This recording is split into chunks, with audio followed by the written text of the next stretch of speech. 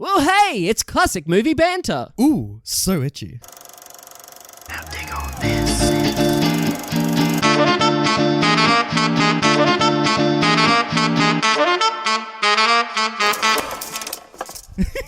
That was a little bit like a Babu Freak kind of then, like, what? Hey. I love it.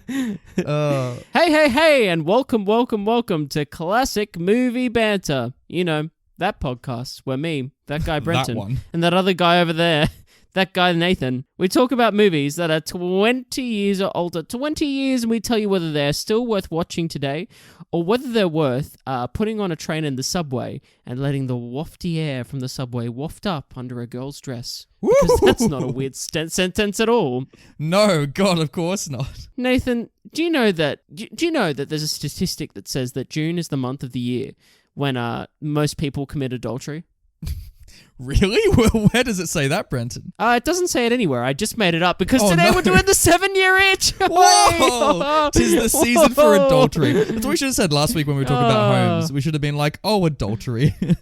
You're everywhere. Quick, it's under your seat, Brenton. There's a cheating couple right there. It is. Listeners, look out behind you. It's a cheating couple.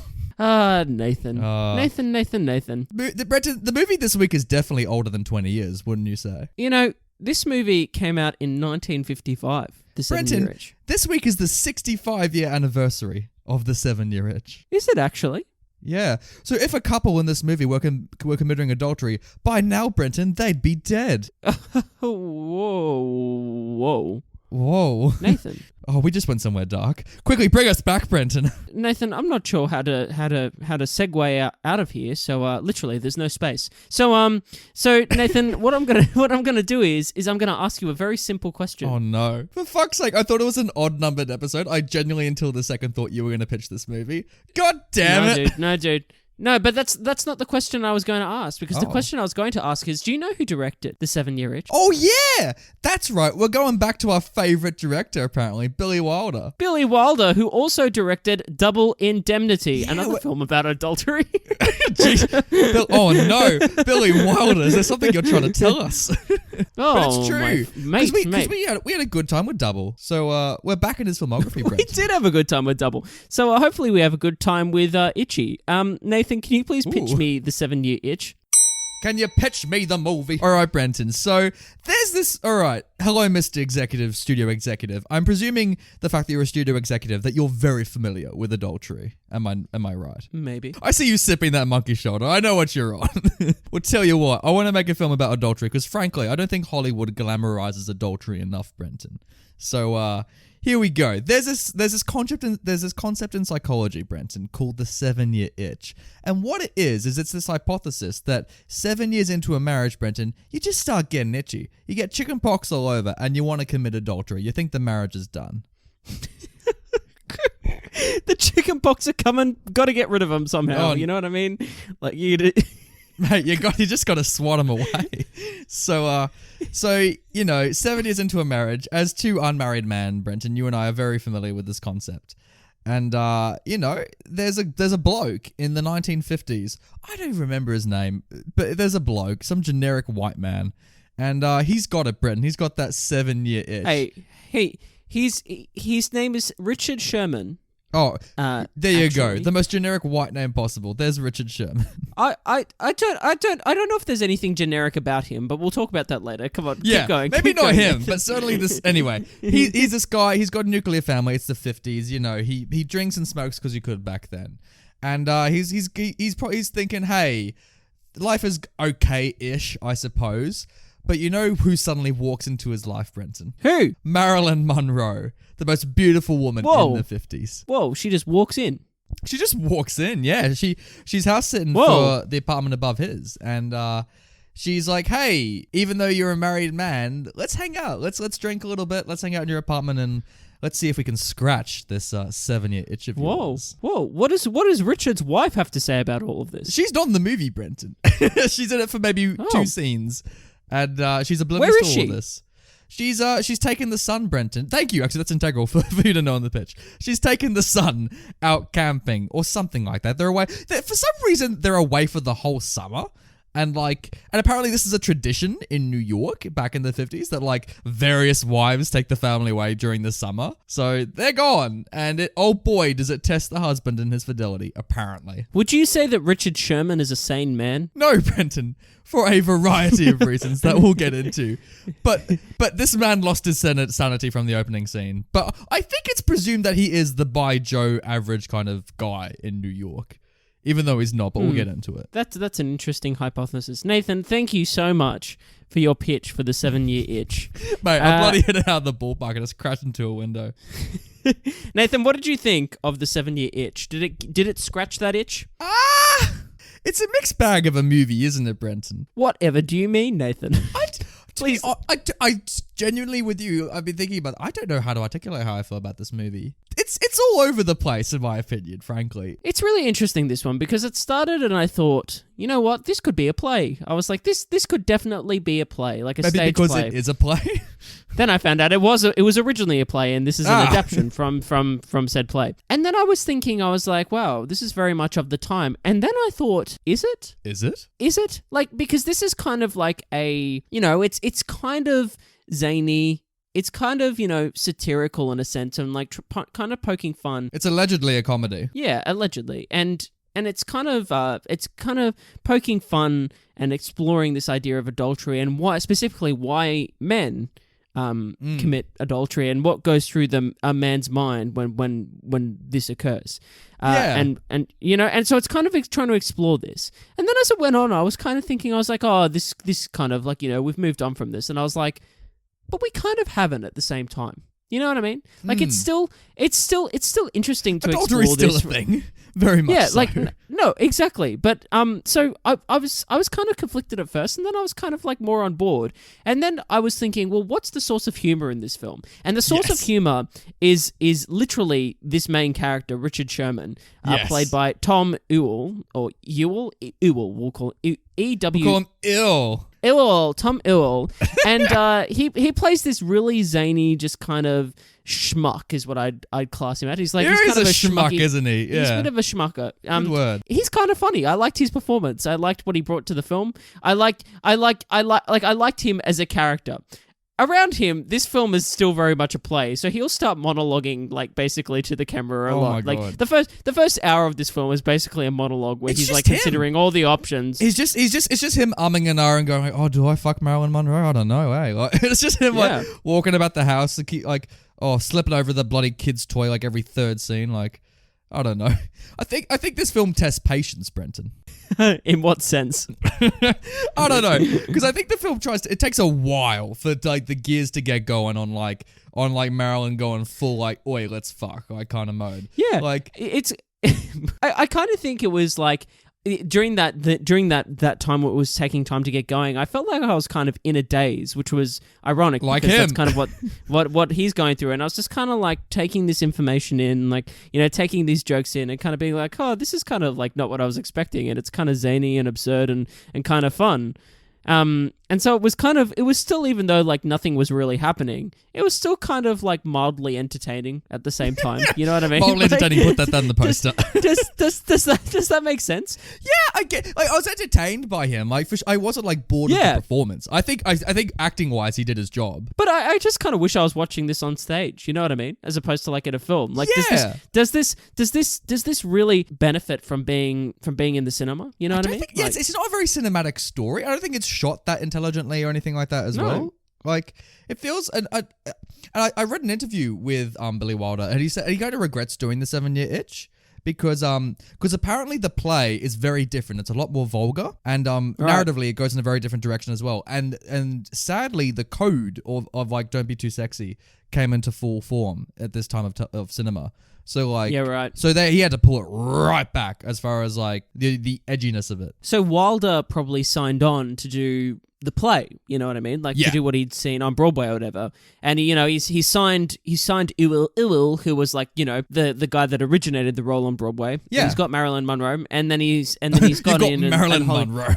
And then Hollywood's been like, no, you can't do that. And so he's kind of probably contracted onto this, being like, well, fuck. They snatched the camera out of his hands, like, no, with a little cane. My creative vision's kind of ruined, so I guess I'll just like plod through and try and get like this together.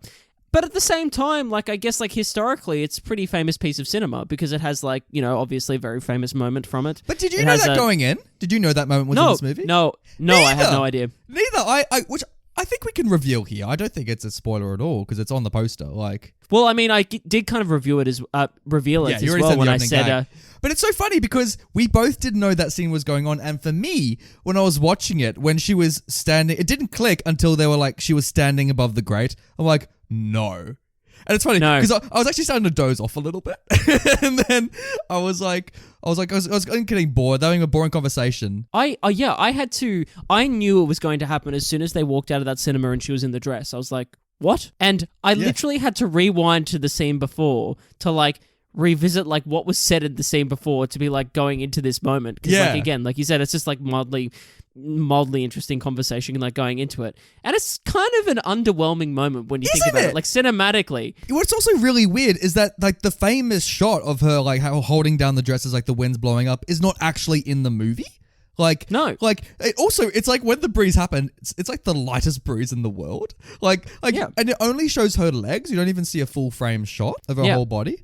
Like, I was kind of disappointed with the moment because I'm like, this is it. This is like arguably one of the most iconic photos of the 20th century, and yet it's barely a thing. Also in the movie, it's not a big moment at all. It's like the breeze comes and she's like ha ha ha, and then like they just move on. I like that though. I like that. I like big moments when they're like as like famous moments when they're not actually big moments. So they just kind of happen. But at the same time, like I know that Marlyn Monroe is insanely beautiful. Obviously, like known as like one of the most, if not the most beautiful women of history. But in saying that, do you think it was worth it that moment? Did you walk away going, whoa? I mean, whoa. Whoa, man. Well, it's whoa, like, man. It reminds me of that jolt I felt when in Network we heard like, you know, I'm mad as hell. It's like when you don't know a famous moment is in, but then suddenly it's there. It's like this beautiful surprise. Like, I like that moment of it. Okay, yeah, but would you like the surprise? But I would say in Network, when that moment happens, there's a level of fulfillment you have because like it's connected to the story, it's connected to what's happening.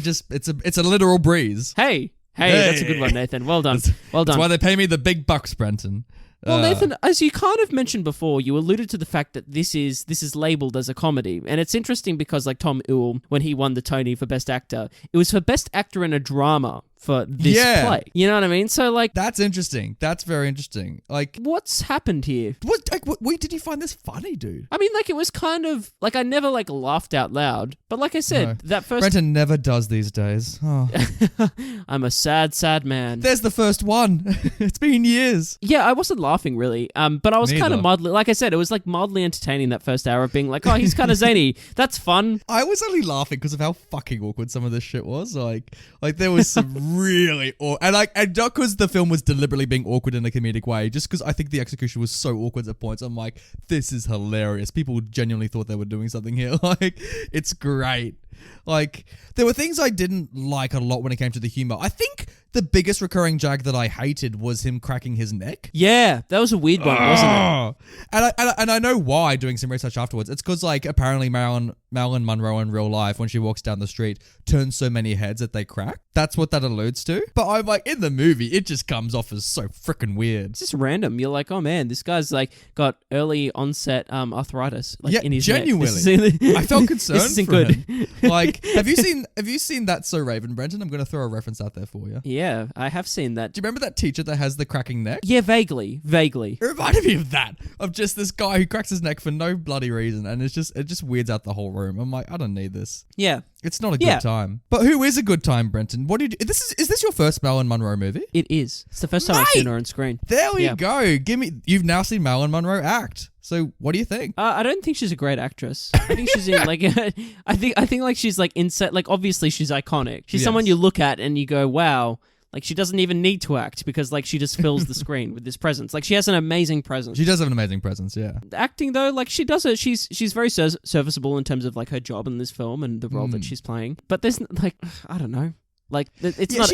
to be fair, there's not a lot of meat in this role. No. You know, but... I mean, she's literally there to be gawked at. Like, and obviously, if you're going to have a girl to gawk at, you pick Marlyn Monroe. I mean, it's... I kind of like at the same time, though, even though she's, like, meant to be this, like, kind of...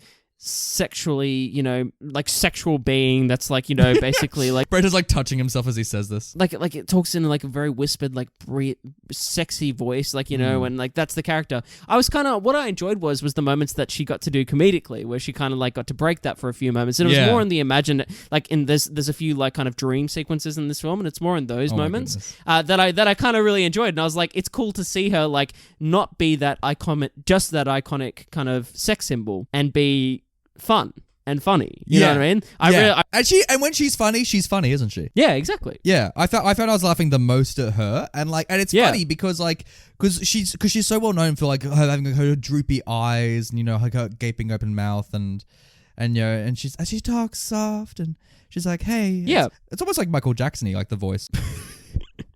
That's an image now that like I didn't need in my mind. Oh, so sorry, and now it's there, and it won't go away. We'll maybe we'll talk about that more in when we look at the film's poster, maybe. If we could incorporate Michael Jackson. Oh no! Or maybe if we had to recast this, Michael could take over as the girl. I'm so sorry, listeners, but in saying that, but talk about her acting, you were so on the money, because I don't think she's acting good here, because I've seen her act in Some Like It Hot, and she is like so much better in like Some Like It Hot. Really? Yeah, like genuine great actress. Like she should have gotten an Academy Award for it. Like excellent acting there. Like okay, so. But yeah, in this one, it's kind of sad to see her so restrained in this role, and like not like she's giving a restrained performance, like she's literally like being held back. She can't do that much in this movie, like And I also like as well that you brought up the fantasies, because I really wasn't a fan of them, Brenton. Yeah, I didn't like the ones at the start. They're creepy. There's many at the start, and it's basically this guy that's kind of like, obviously he's not, like I said, he's a schmuck, this character, and so he's kind of like going into these fantasies of him being this like real sex symbol, I guess, and like someone that like women just want and whatnot. But like, and that's obviously not the case. But because of that, like they don't hold back in those moments, do they, Nathan? No, it's like you're watching porn. Like it's essentially the intro to a porn video. It's literally that. It's like. Oh, Brett, when was the last time you actually watched a porn video with that music? It's like we're not in the 70s. I actually. Brett, to put your phone away, now. I actually have a Spotify playlist right here. No. Oh no, Brenton. This is a family. This is not a family show. But like, in the sense that like, guys, we actually earn our explicit rating on all of our platforms for a reason. If you haven't worked it out by it's now, purely from Brenton's porn music, frankly. Like, Jesus Christ. Where are we going with this? Anyway, the point I bring this up for is because I feel like it's meant to be funny, because they're really just doing like, oh, this woman loves me, but it comes across as really creepy. Like the fact that we're seeing his literal fantasies with these women. I don't even know if it was creepy. I just thought it was more pathetic.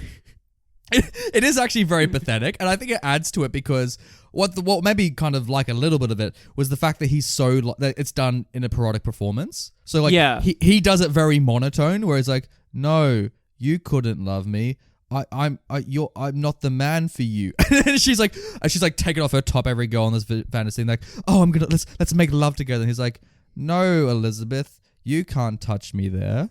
Like, you know what I mean? I will say though, like the strength of that first hour is his performance. Like he carries it. Like he changes accents in this movie, and I like that he underplays the comedy, because if he was overplaying it, like it would be even worse. You know what I mean? Like it would be like I think he saves it to a certain degree. I think it's watchable because of his performance, and I think he really carries it for the most part. And no wonder they sought him like after seeing him do the play, obviously, and they kept him on to do the film. So kudos to him for that. But in saying that, I don't think, and it's not his fault because of the acting, I think it's purely the writing. I think it just narratively, it's not that interesting. And there's no subtext to the entire film. Like, he is directly saying his motives to the camera almost. And that's the problem also, isn't it? It's like on stage, if someone's giving like a soliloquy or something and talking to the audience because there's actual people with them in the room. But on film, it just doesn't work necessarily. It really doesn't. And I'm trying to think of, because I think you could do something with this premise and with this narrative, even if you adapt it to film. I think I agree. I totally agree. Yeah, but I don't know if this iteration of it, if I'm in love with it, especially narratively. I just think it's so bare bones, and I don't. Yeah, and also it kind of celebrates adultery. Like, even though there's the moral dilemma, because it's done so comedically, it kind of shrugs off the consequences. Like, Yeah, which totally. I guess you could get more into in spoilers. And not that I'm saying, bad movie because it celebrates adultery. I'm not saying that. No. But I'm saying if it's gonna do that, at least show us the flip side of it, so we as an audience don't feel like we're trying to be persuaded one way or the other. You know what I mean? I think this is like probably our final point, because like we haven't, it's interesting in this because we haven't really talked about, we've talked about the film in terms of some technical aspects, but like we haven't really talked about, we've said that like the aspects that make it a film we haven't really talked about because like they're not really that outstanding from what we've said so far. But we've talked more about like the film itself, the plot, the writing, and the characters and whatnot. So my question to you is this: do you think this film celebrates adultery? I think it empathizes with it. I think there's a great deal of empathy, like why a man cheats. Yeah, which I think is an interesting idea to like go into that, and it's something that should be explored. Do you think it does? I think it's more. I think the issue might be more whether it has, because it raises the points, it like explores it a little bit. Not necessarily that it has to give you an answer, but does it? It's more what you were just getting at then. Does it actually like provide like an interesting outlook? I guess like a really well thought out thing. Like the doctor's not phased that he's doing it. Like no one's really phased that he might commit adultery. He's the only one with the moral dilemma on adultery. He's the only character who's actually going, oh, maybe I shouldn't. To me, it comes back to that fact of like, it's a comedy, which I guess like you can explore like interesting ideas in comedies and really important ideas in comedy. Like look at something like Jojo Rabbit, or look at like there's so many comedies out there that Hitler's just kissing everyone in that movie. But you know what I mean? There's things that will take interesting concepts and serious moral dilemmas and put them in a comedy, and it's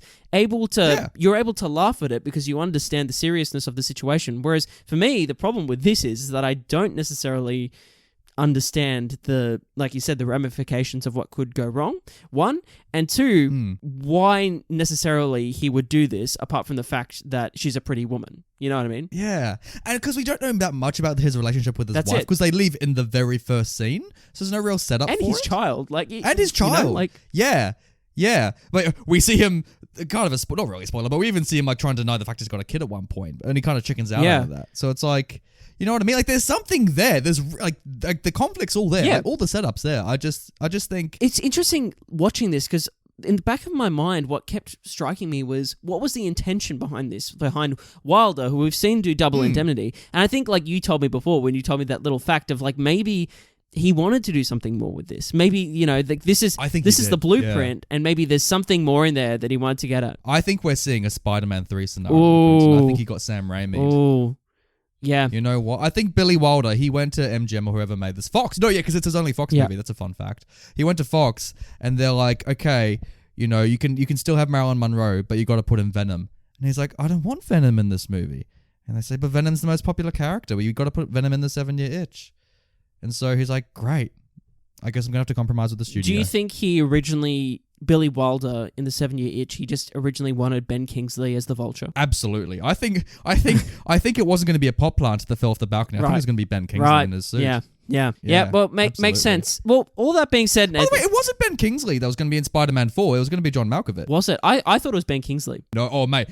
I know my Spider-Man 4 trivia, mate. I'll challenge you on this. I thought there was interest for Is this the reoccurring segment? Brenton looks up something on the internet. I'm not going to look this one up. We'll discuss it at some later point because it will come up again because Spider-Man always comes up. But my understanding was Bruce Campbell as Mysterio, Ben Kingsley as Vulture, and Anne Hathaway was being looked into for Black Cat, I'm pretty sure, or Vultress. Yeah, that was it, Vultress. Or like I was going to say Vulture's daughter. It was one of the other. Yeah. Interesting. Yeah, people thought she was going to play Black Cat because that's an obvious choice, and she did do Catwoman.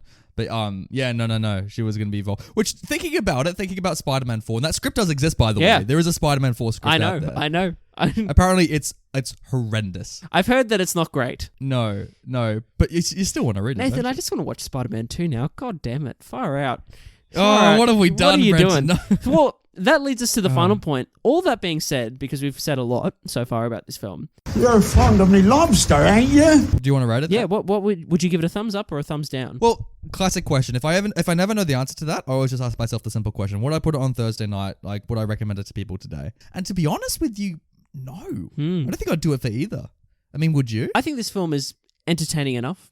I think it's fine. I think you could watch it on a Thursday night, and everyone would be like, "Oh yeah, whatever." That was a fun time just to like have that on in the background whilst we like we're just while you're cooking, hanging out on the couch or like like eating some food or something or just like hanging out. But I'm gonna give it a thumbs down because I think it could be something more. You know what I mean? Like I think it didn't really live up to its potential. And whilst I still like it was enjoyable enough, like today for me, because I know my ratings are always all over the place. For me, it just wasn't enough. So. Yeah, I'm going to give it a thumbs down. Yeah. I mean, if it ever comes to Sydney, Brenton, you and I are going to be there opening night, like, and to see the play. Yeah. Yeah. Sadly, no. And I still want to see more of Billy Wilder's work. Me too. I think he's good. I think he's a great director, and I think it's a shame if what you're saying is true, and it was to that extent that he didn't get to do what he really wanted to do just because of Hollywood at the time. Yeah. So here's hoping for better films, Brenton. I'm dreaming of a Spidey 2. You know what I mean? Oh, here we go. If only Billy Wilder directed a Spider-Man trilogy. Oof. That would be... I don't even know if that would be good, to be honest, but, maybe. No. We'll find out. Maybe. No, we won't. No, we won't. We'll never find out. But that brings us on to the spoiler section for this film, Nathan. You spoiled it. What? The movie. Oh. Nathan... I'm going to let you start this one because I feel like the whole first 50 minutes you've just been dying to talk about. Oh, mate. I've been dying. There's a lot of different ways we can attack this. Like, I'm just trying to work out what's the best. I'm like, I could see so many paths to the top of the mountain, Brenton. I've got guns ablazing for all of them for the chard. Actually, the whole movie, I was wondering if she was literally Marlyn Monroe. Like from the get-go. I was like, because I was waiting for her name to be said. And as soon as I noticed this in the third scene where no one had mentioned her name, I'm like, maybe she just doesn't have a name. Maybe it's because she's actually Marlyn. And I had this theory for the whole movie, and then right at the very end, like one of the characters says, "Oh, she's practically Marlyn. She's like Marlyn Monroe." And then I'm like, "Oh shit, no, it is her." And I think it is. You think it is? It was interesting because I think it actually is her because she models for photos.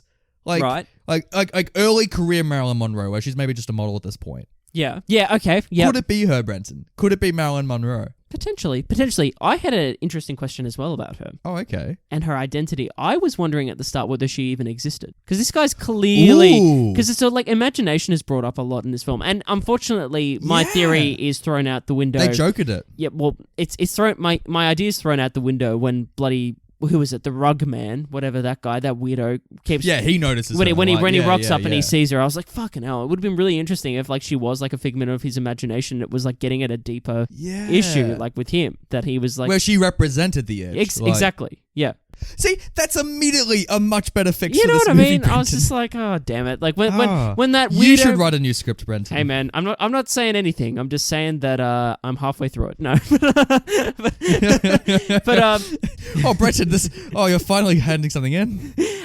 But yeah, speaking of which, that rug man. Oh my god, what the fuck is this character? Like you said, the main guy was a bit creepy. Like this guy is fucking like, jeez, he needs to be put in an asylum or something. Like he needs to be put away. Jesus Christ. What? He is so weird. What's his issue? And like when he spots her and she's got like her leg out by the chair, she's like dangling the shoe, and he looks like he pulls a facial expression. I don't know if you'll get this reference. It's the Simpsons yes guy where he's like, yeah. Yes. It's like him. Exactly. Yeah, him. Yeah. It's like that exact same facial expression, like to a bone. And he awkwardly kind of sidles up next to Marilyn. He's like, oh, Marilyn. It's like, it's so weird. It's too much. But and even in the scenes beforehand, when he's like, actually in that scene specifically, when he starts to be like, oh, I see what's going on here, you're just like, this is really weird. Like, the way he reacts, the way he uses his voice, the way his dialect works in this film, it's just bizarre. And honestly, you could have taken him out and the film would have been better for it. Oh, so much better for it. And I think what he's meant to be there for is to represent the men who keep swooning over Marilyn. Yeah. Because you see, because you see there's the moral dilemma with the main character, but him as a side character, you just see it's almost like a Jedi mind trick. Like, he's not as strong as the main character. He's easily succumbed to it. Yeah, totally. Like he's all like, oh, well, I see what's going on here. You're gonna get with her while your wife's away. That's fine. I'll leave. Go on, have your fun. Bye. Like he's like encouraging it. He is. That's the thing. That's why I said this movie isn't debating it, because literally every other character is fine with it. Like it's bonkers, and like it, and I think maybe Marilyn has magical powers. Like, especially at the start where you see like, or actually no, maybe it's just this universe. Maybe we're living in a weird parallel universe. Because especially when that opening scene, you see the men at the train station, like a dozen of them gawk at a woman that's like walking past, and literally a pack of them charge at this woman after she walks past the train station. Maybe this is just a universe where like women just have this insane power over men. Maybe. But speaking of which, speaking of women with powers, how's that scene in the vegetarian restaurant at the start with that crazy that woman's that's just like depicted as like this crazy person that like tells him how many calories he's had in his meal, and then like starts going on about some movement or something that they need to. Jesus. My favorite thing though was that when he imagines like, you know, what when things go wrong and the word gets out because she's on TV and tells everyone about his adultery. Oh yeah, and they're all gossiping. And at they're the gossiping restaurant. at the vegetarian restaurant, and she goes, "He came in for dinner last night, 200 calories," and I just like, that was probably the only moment in the film that I was like, that was a funny joke. That was genuinely a funny joke. That's really funny. That's really good. They don't need to change that at all. That's really fucking funny. Yeah. It's great. It's funny because that restaurant scene, like when he first goes in, I don't know why, but it reminded me so much of The Room. Just like that awkward, just like when he goes to get the flowers, Yeah. like that kind of dialogue exchange. Hi. It's just- I think the same thing. The flower shop scene. Hi, doggy. You're Yeah. my favorite customer. Okay, bye. it's that kind of level of just like what am I watching? Wait, you forgot your paddle, sir. Oh, thank you. Yeah, it's literally that, and I'm like, what is going on? Like, I love it. I love that it's there because it's so stupid. Also, the paddle like, for the whole movie is so stupid as well, as like as a MacGuffin. But like that scene in particular, I'm like, God bless her. And when she came back, I'm like, I love that they brought back the rest. I did too. I was like, I'm glad she's back. I'm glad she's back for that moment. This movie commits a lot of atrocities, Brenton. I think the worst of them, and we should. You should have mentioned this in non-spoilers because it's literally the opening scene.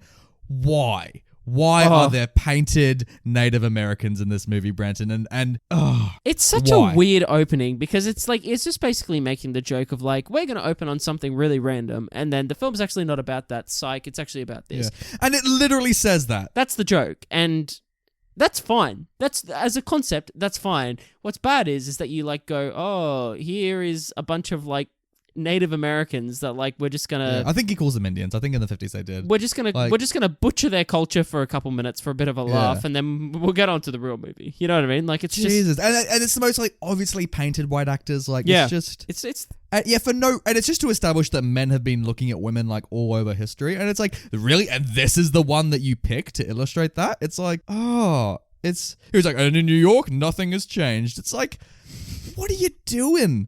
Nathan, there's literally nothing to say about it. Like it's just stupid. It just doesn't even need to be there. Can we talk a little bit about like the relationship between the guy and Marlyn Monroe? Because there's a couple of things I really have issue with, Brenton. Okay, mate, you go for it. Okay, Brenton, you have a girl around for a date, all right? I want to imagine you've invited her to your house. You know, if I was going on a date, I wouldn't just invite them to my house. Like, you know, like Okay, well, apparently this is a culture where you do. And so imagine this is the first date, you invite them over for the house. You know you're going to have a crack. And so what tune do you decide to put on, Brenton? What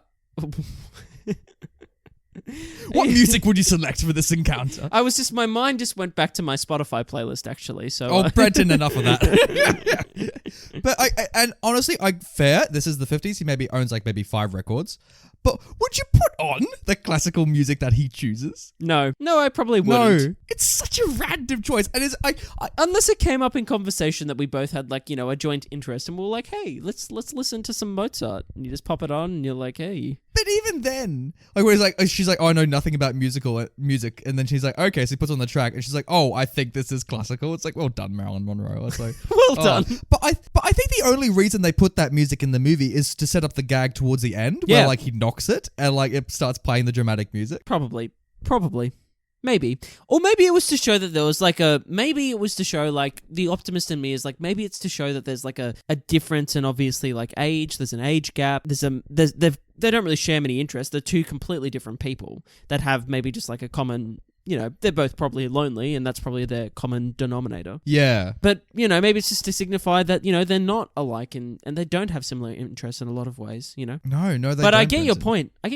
Because it's pretty random. It's so random. All right, so another question, Brenton. So in this date, Brenton, say you disclose to your date that you've been trying to quit smoking. And you've tried to quit smoking to the point where you've literally hidden the cigarette box. Yep. Now, if you were the date, if you were the girl in the scenario and a man revealed this to you and he literally has to fetch the cigarettes that he's hidden because he's trying to quit smoking, would you still continue to request for a cigarette? I think today, probably not. I just wouldn't. Even in 1950, like, come on. Yeah, but at that time, it's like, what are you talking about? Why are you trying to quit? It's a cigarette. It's not going to do anything to you. What's the worst that could happen? How rude! It's so rude. Like, if someone's like, it's the same thing. If I went to someone's house and they're like, oh, I'm trying to quit alcohol. I'm trying to quit drinking. And then I suddenly say the next sentence is like, oh, let's have some drinks.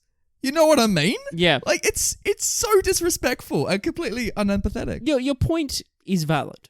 I'm not saying it's not valid. I'm just trying to be the devil's advocate to you. So there's an interesting conversation. You are exactly correct. If someone came over and was like, I'm addicted to this substance, whatever it is, perhaps it's something that's really, really bad. Say someone's like, oh, I'm trying to quit heroin. And you're like, oh, okay. You don't go and... Whips out the needle. When you go, hey, you know what I could really use right now, which I know you've got stashed away somewhere, some heroin. They go, well, I'll have to look for it because I've actually hidden it from myself. Well, I've got all the time you want. Go on. Jesus Christ. It's like, what are you doing? I don't understand it. And that's what makes me think that this man is literally insane. Especially when, he thinks his vision's a reality. Yeah. You know what I mean? Yeah. What was running through his head when he was by the piano, reenacting his fantasy to Marlyn? What did he think was going to happen? I'm not sure. Do you think that Chopsticks is a romantic number to play on the piano? Jesus. We're literally saying everything not to do on a date. Maybe because it is a comedy, but I'm trying to think if you know what? I actually have done this in real life, Brenton. I'm not fucking with you. I was at a 21st in the Hunter Valley maybe 2 years ago.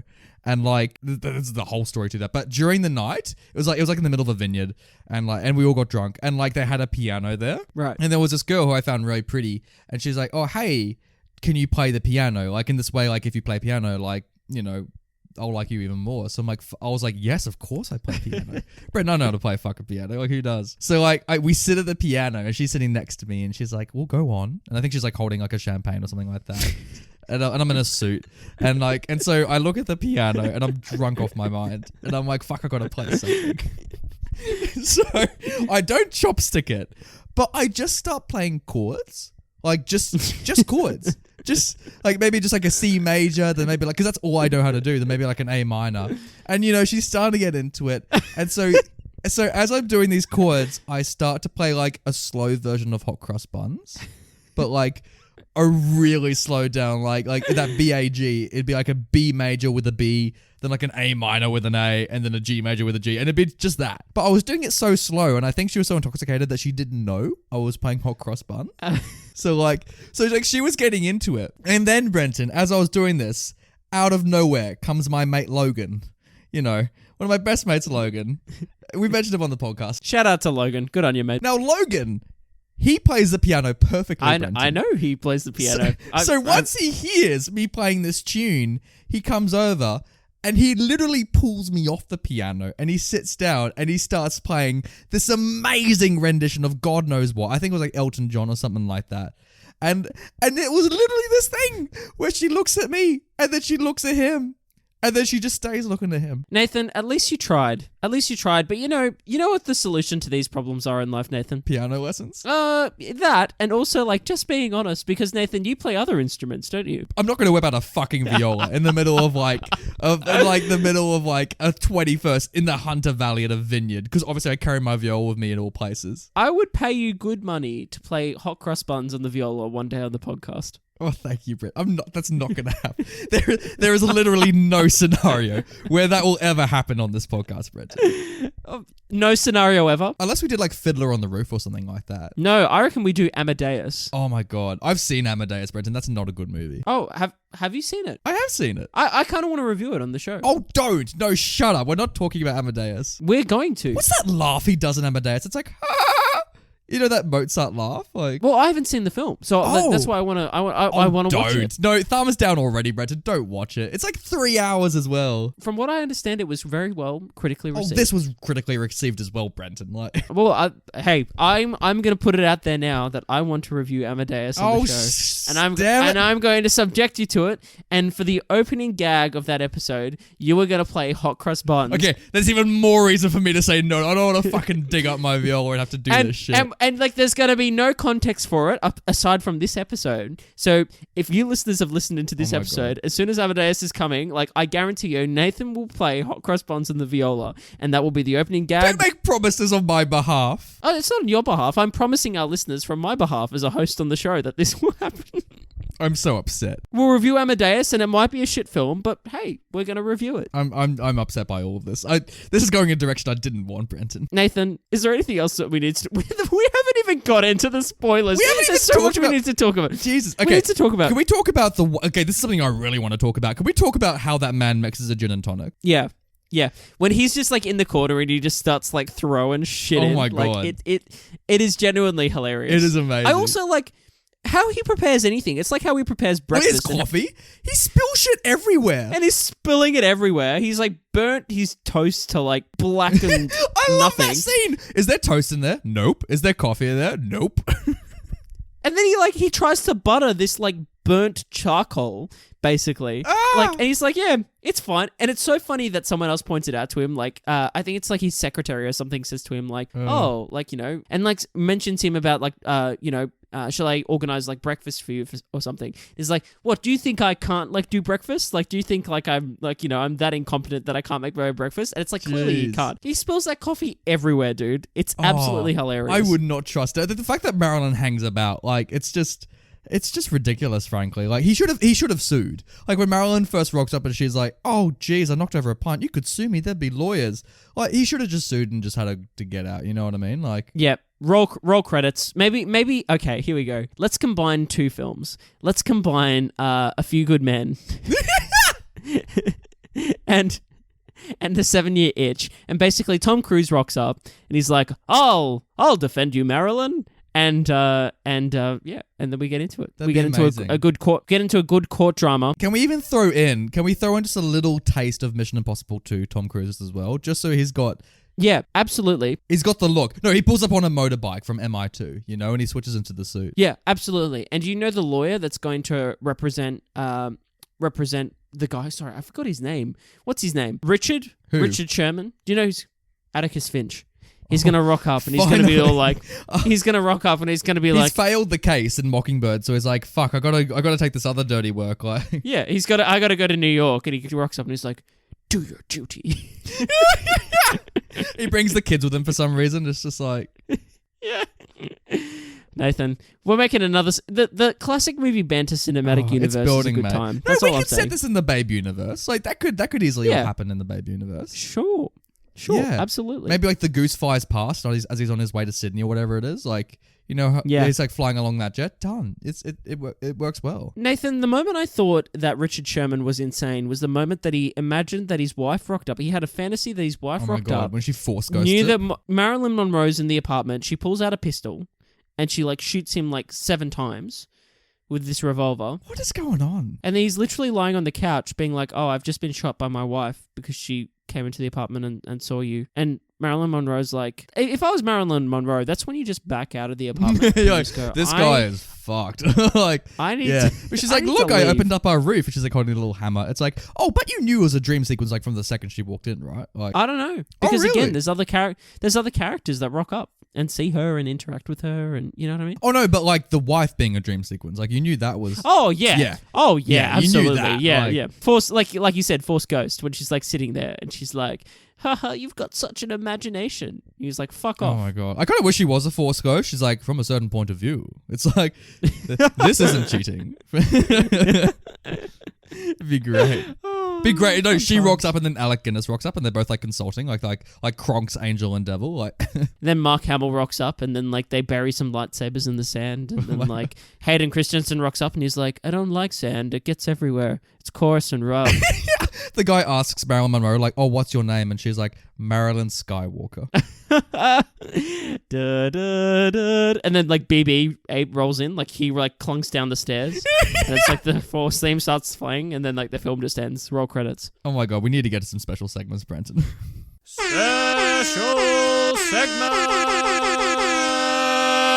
Ooh, so special. So I wanted to bring one today that I thought was relevant, given the conversation we've been having, and that is this film worth the remake? That's a good question, mate. Like, yeah, I think you could do a lot with this, but would you modernize it? Would you set it in today, or would you have it still be 50s? Okay, I'm undecided because I think you could do both. I think you could set it today and it'd be great. I think you could set it in the 50s and be like, in the era of like, people look back on the 50s and, Oh, you could do anything as a man, like. Yeah, if you look at an era where it's like sexism was like rampant, like people always refer to the 50s. So it'd be interesting to do it in the 50s and still make it relevant to today to show like how far. Yeah.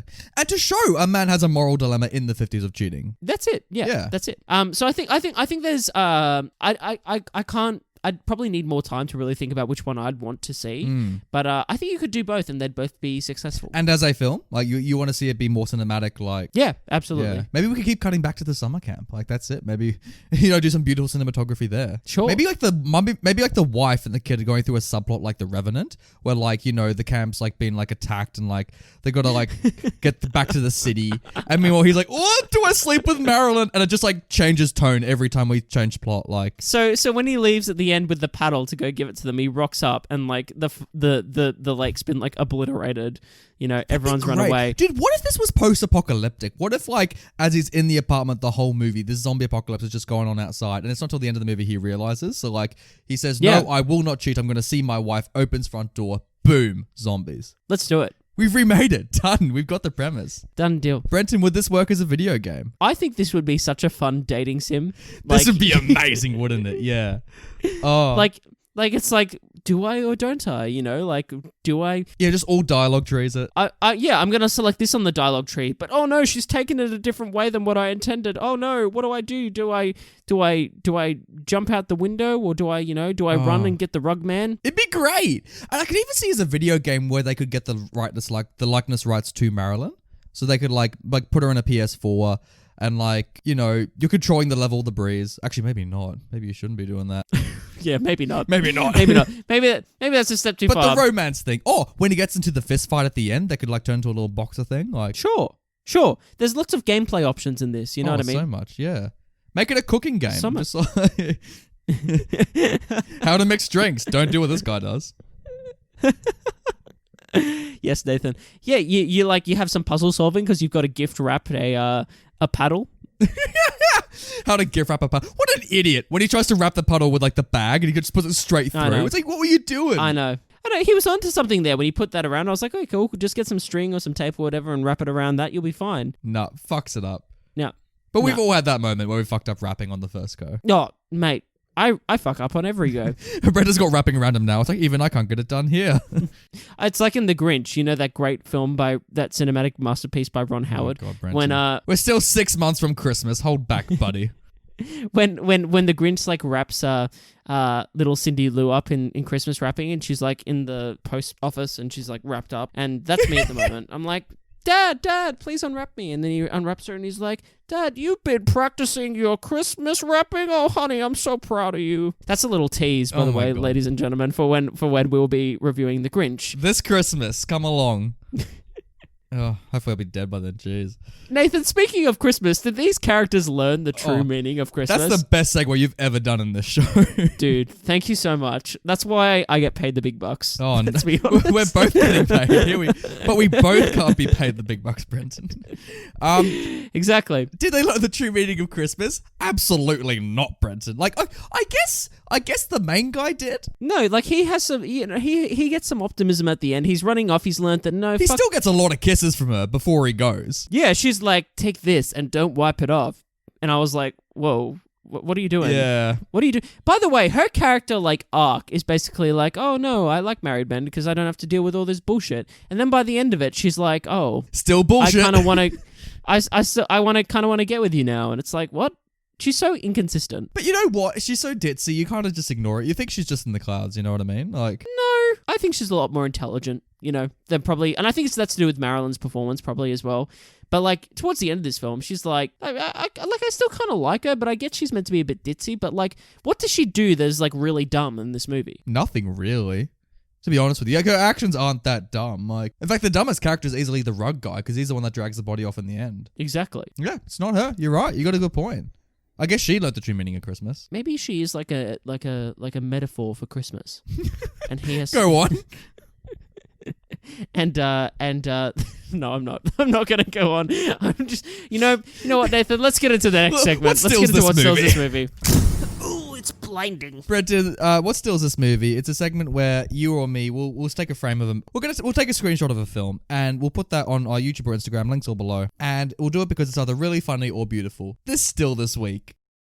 It's from one of his fantasies, and it's where he's in the hospital, and oh boy, is there a lot going on here. So it starts off, and this nurse is basically like, I think that she references like he has to get his stitches removed or something. Yeah. And he's like, no, like, you can't be here, you can't be doing this. And she's like, I want you, and she starts like trying to make out with him. Yeah. And then he calls, there's an emergency button or something, and it calls like all of like basically it, and within a millisecond entire... there's an army of doctors and nurses outside the door, like at least like 14 of them that just rip her basically out of the room. But he's like left to like basically like staring into the blank nothingness, like and not reacting to any of this that's commotion that's going on. It is a bizarre moment. Because I think he's still on the drip, like he's still not completely conscious. So when she's like, "Let's make love, I want to marry you here and now," he's like on the bed going, "Ooh," like still vegging out, like, "I don't give consent," and she's like, "We'll make love ravenously," and then like he's like, "Need help?" Yeah, and then we just cut to this. It's like literally there's like 2 seconds of alarm, and then these guys just rush in, and it's the most so random funny. thing ever. I think I laughed the crazy. most at this, like. And you can see she's like trying to like drag the blanket with her. Like, are they going to get him a new blanket after this? Like, I know. Is that John C. Reilly on the far left? It looks a little bit like him. Not quite. The hairline's not receding enough. You know what I mean? Like maybe a young John C. C's, Reilly. Maybe. In 1955. Nathan, good pick for the frame. But shall we look at this film's poster? Brenton. Yes. Let's look at this film's poster. But is it art?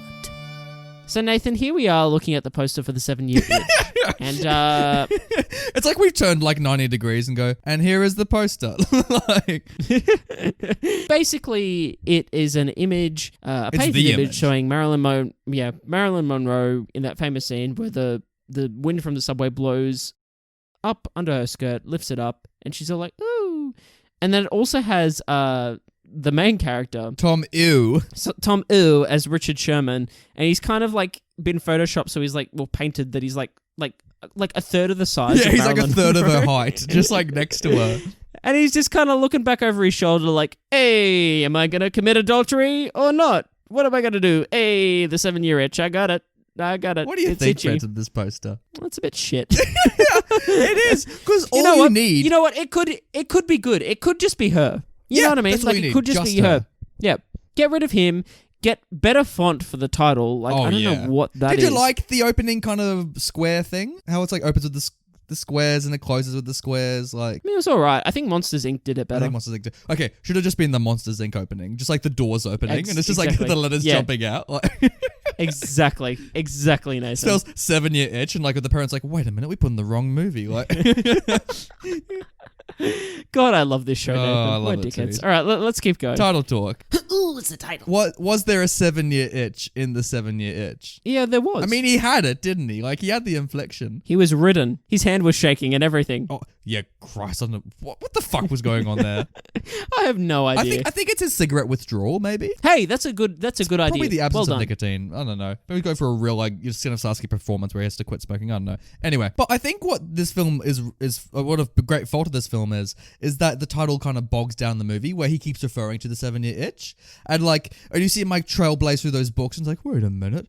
Maybe I've been married for 7 years, and it's like, yeah, we get it. You're gonna get the itch. You know what I mean? Yeah, totally. I always think that. Like, I hate hearing the title too many times. Oh. You know, it's like in Transformers, that great film by Michael Bay. You know, they don't call them Transformers. They call them Autobots and Decepticons For a You know, reason. if they kept calling them Transformers, you know, you just get sick of it. Yeah. That's why those films are such great cinematic masterpieces. Of course. But you know what? Speaking of great works that do the title a lot, I think Cat on a Hot Tin Roof as a play is very guilty of this. She's like, I feel like a cat in a hot tin roof. And they say it like 20 times. I kind of like it though. Good I know, I on you, kind of like it Tennessee. too. You're- Tennessee I kinda Williams, like- what a darling, what a Good sweetheart. on you, Tennessee Williams. He makes it well work. done, buddy. This movie, not so much. Ah. But in saying that, I don't know what else I'd call it because like it's kind of the premise, you know? Yeah, I don't know what I'd call it Or either. how about Marilyn makes him mad?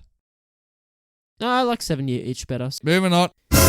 Pass it here. What? The power to the people. So, on the tomato meter, it has a critical consensus of 87% and an audience score of 76%. That's a 10% difference. Yeah, they're it's high. People like it. Like Andrea Beach from Common Sense Media. She wrote Marlyn Monroe comedy is cute but won't interest most kids. Well, I don't know why kids are watching the film to begin with, because what child would put on the 7-year itch? You know what I mean? come on, guys. I know what film we're going to watch this year for Christmas. What, Harry? The 7 Year Itch. Harry, you're 4. Like, Get back under the closet. No more movie suggestions for you. Under the staircase. Go. yeah, but that's what I'd say to that. Like, yeah, No, not for kids. Please don't have a child watch this. kids shouldn't be don't watching ha- it. all ages don't watch this. Dennis Schwartz, one of our favorite reviewers from Oz's World Movie Reviews, gives us a negative review or a rotten review and says, ruined by too much interference from insiders and outsiders. Whoa! They were on the in and the out. Oh, they Jesus. compromised in all positions. But you know what's really interesting, Brenton? In the play, they do have sex. Marilyn and the guy. Like, it's explicitly shown. Not like full sex scene, but like, you know they have sex. Whereas in here, he maintains his abstinence. So like, Yeah. do you think it would be better if they had sex? I don't know if it's necessarily better, but like it just sounds like the play is better though. Richard L., 2 stars. He said, does that guy ever shut up? Really got fed up of hearing him after an hour or so. But Marlyn Monroe is really pretty in it. Richard, you're not wrong in the sense of the main guy literally just like monologuing for the first like 50 minutes of this film. So I can understand why you get sick of it.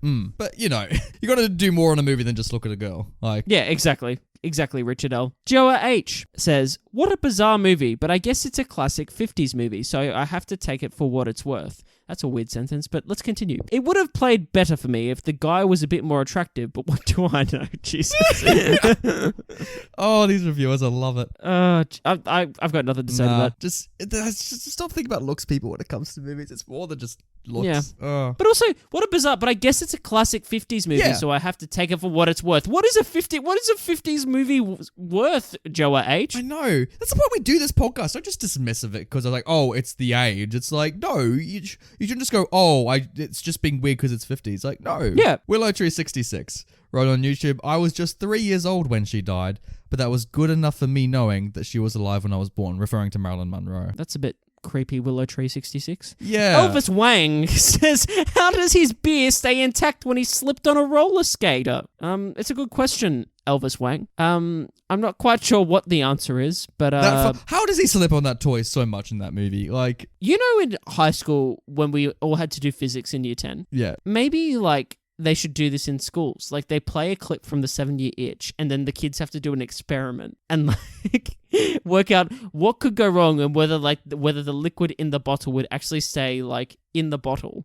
And like you do like a fun science experiment. So they give all these high school teenagers like beers and they're just like, I am going to study to become a high school teacher. Brenton, you hand me over your blue card right now.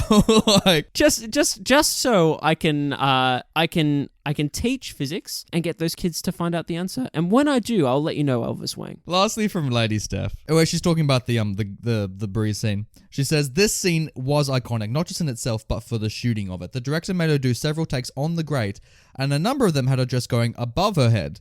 Pedestrians on the streets of New York gathered to watch and cheered every time her dress blew up. Could you imagine like filming a scene? It's like when you bumped into Eddie Murphy or whatever it was, and just like every time the dress goes up, there's like a crowd going, "Ugh." What's amazing about that is that like I don't know about you, but like if this scenario was happening as a straight guy that thinks Marlyn Monroe is very attractive and whatnot, and this was happening, I don't know if I'd stand there and watch every single take. You know what I mean? I got shit to do. Yeah. Like it's such a random scenario. You should have shouted back, just like, do your jobs. Like, what are they doing? But imagine that. You tell your grandkids, like, I was there that day when the dress blew up. I was there that day, and every time that dress blew up, I was a creepy son of a bitch, and I cheered. Yeah. Yes, that's true. Your grandfather's a pervert. You never cheered when my dress went up. Jesus Christ. That was the 7-year itch. I'm so sorry, listeners. Nathan, we have so much fun on this show. Well, I do. I do anyway. I don't know if you do. I think you have to literally put up with my bullshit, but that's okay. I'm just amazed that you wore Marlyn Monroe's dress to the recording today, Brenton. Like, what are you hoping is going to happen? I'm just amazed that you finally mentioned it, to be honest. I was just kind of hoping you'd change at some point, but here we still are. With the earrings and everything. Nathan, that was the 7-year itch. That was it. Jeez. And we've been itching all episode. Nathan, I think that if the listeners, have opinions on this film, they should let us know about them. Or any film, they should tell us what they think on our Instagram page in the comments. You can tweet at us as well. You can even go onto YouTube and there's a comment section. I don't know if you've heard of it, but you can actually comment on the videos. And we can actually respond to you. So tell us what you think. Have a chat. Tell us if you have any suggestions of films you'd like us to review, such as Amadeus. And tell us your excitement level out of 10 of hearing Nathan play hot cross buns. 0. Viola. I had hoped by this point you'd forgotten, Brenton. Stop making this a thing. It's not. I had to repeat it, so it's definitely imprinted in the memory. I could edit all this shit out, and it would just be for you and me. I know you could, but it would be to the detriment of our listeners. So I know you won't. So, guys, thank you. Nathan, thank you for a cracker of an episode. You're welcome, mate. You're welcome. The grader's right there. Do you want to stand on it? Oh, I'd love to. Just one moment. Oh, here comes a train under your house for some reason. And shove. Try and scratch that itch.